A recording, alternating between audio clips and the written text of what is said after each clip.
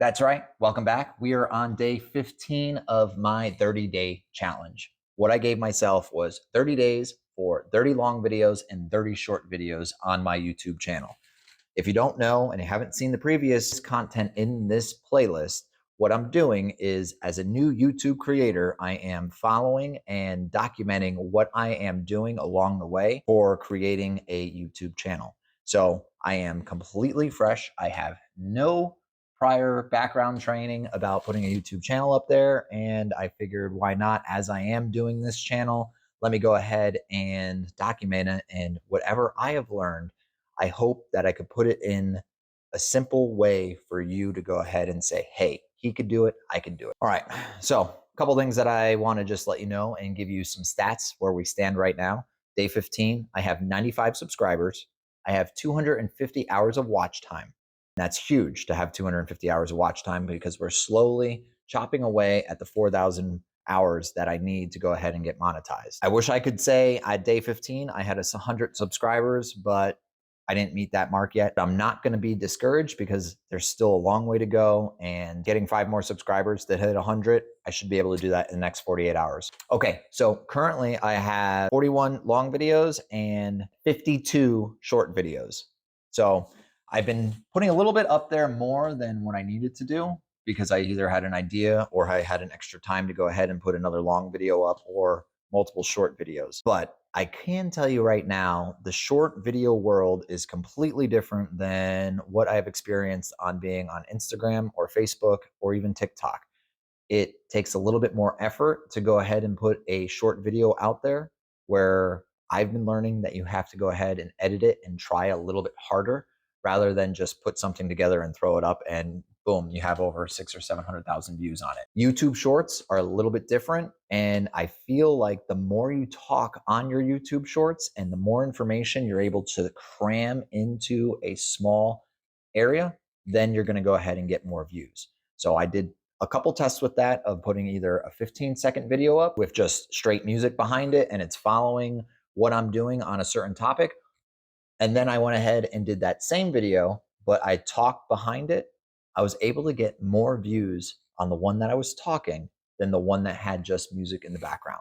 Another key thing behind me, I'm trying out. I just got my new green screen. So this is a whole new world for me as well, as you can see. But I thought for this video, why not go ahead and check out and test out this new product. All right, a couple things that I've learned in the last 5 days. I am getting tired. This is a very hard challenge to do, especially if you work full time and you want to make sure that you put the best content out there possible. So I go work, I film, I come home, I edit, I upload. So I'm not dropping on the exact times that people recommend to go ahead and drop your videos, whether it is from 11 a.m. to 1 p.m. or 4 p.m. to 6 p.m. Whenever I get them done, I'm uploading them. And I'm trying to get ahead of schedule so that way I could schedule out a couple days. I just haven't been able to get there lately, just because of my time frame. But I still don't think that it's hurting that I'm not getting out the content, even though that I'm not the suggested time frame publishing my videos. I'm still getting them out one a day, regardless if it's at 8 a.m. or 8 p.m. or even 11:59 p.m. As long as I'm getting videos out there, I'm slowly seeing my channel grow. I'm getting subscribers. I'm getting people watching all of my videos, not just some of my videos. So I could go back to the beginning videos that I've published when I first was a brand new YouTube channel, had no subscribers, had no following. People are now watching that. So I don't know if it's the algorithm that's getting it out there for people to check out, or if it's just because I'm being more consistent with the type of product that I'm filming, that YouTube's saying, all right, let me go get this out there and show it to the world. And therefore I'm getting more likes and also views on those videos. All right. So I also dabbled in the analytics department, which I'm starting to get more views and traffic on my channel. And I'm able to kind of decode the basic principle of what the analytics are, which is good. And I'm slowly starting to see that my click-through rate is staying around 5% for most of my videos, which is good. And I'm also seeing that the quality and the type of videos that I'm putting out there, people tend to be watching it a lot longer.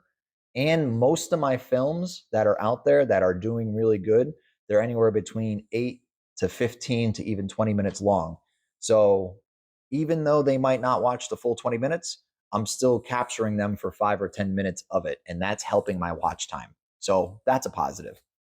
I didn't know that before, and now I do. My thumbnails are still doing good. You should be able to pick my thumbnails out if it was going to be pop out or compared to some other thumbnails. Mine is very distinguished and it's branded to my brand, and people do know that it's coming from my channel. Okay, so I also learned editing. My longer videos are taking longer to edit. I'm doing editing right now. It's not the best thing to do in the world, but you got to do it. I'm finding out that my long videos are anywhere between 2.5 up to 5 hours of edits, and trying to make sure that I am cutting all the dead weight that's inside that. Let me explain. So I might have 2 hours of raw content in the beginning on my raw edits. I put them into my video editor and I start trimming and cutting back and getting rid of just the bulk load that doesn't need to be in the final product. So maybe that 2.5 hour, I could squeeze back down to 30 minutes. Once that's done, I rewatch the entire video, and then I'm able to even trim it down farther and try to get a good quality video anywhere between 12 and 18 minutes long. And I found out that is you need to be with trying to explain or show what you're trying to do.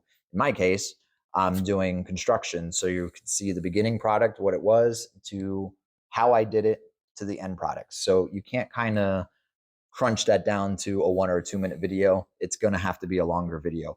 But there are people out there that it's entertaining to them, so they want to watch it, which is good. And it's not just dead air when I'm going through and speeding up the process in my edits.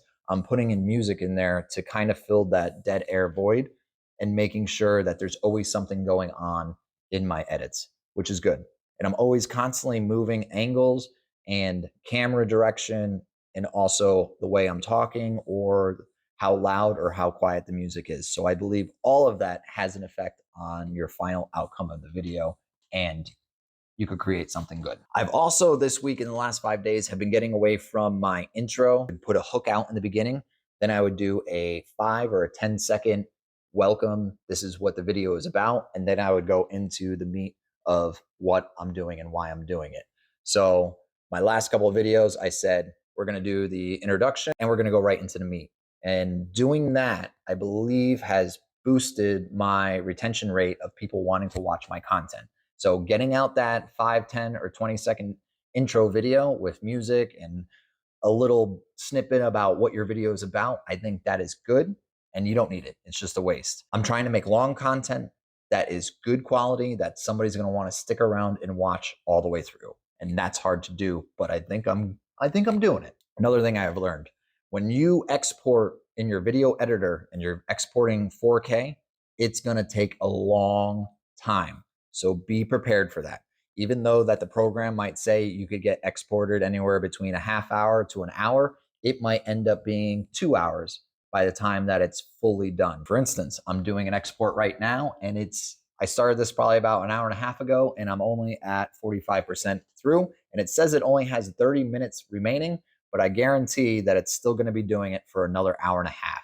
So that's huge to know for your time frame, to understand that it's not just automatically going to be a snap of a finger and get done. And a lot of people want it almost instant, but it's not going to be instant. So make sure that you time out what you're doing, when you're doing it, and how you're doing it. Another thing that I am learning right now, and it's annoying, is that my computer wasn't made for editing. So as I'm getting quicker, as I'm getting better with my edits, my computer can't keep up. So it tends to start freezing and sometimes just canceling. So that is another thing that I'm trying to learn and get over, and I'm going to deal with it for now in the beginning, but it's there. So be prepared. If you don't have a good computer, you're going to have a little bit of a hiccup the more detailed edits you're going to be doing. Also want to shout out my wife. She's the one that's creating all these amazing thumbnails. If you don't have a great partner that knows Canva or Photoshop really well, of course, you're going to have to learn it on your own. But I am very fortunate enough to say, hey, honey, this is what I need. This is the type of thumbnail I need. And she gets it done in like 5 minutes, which is great.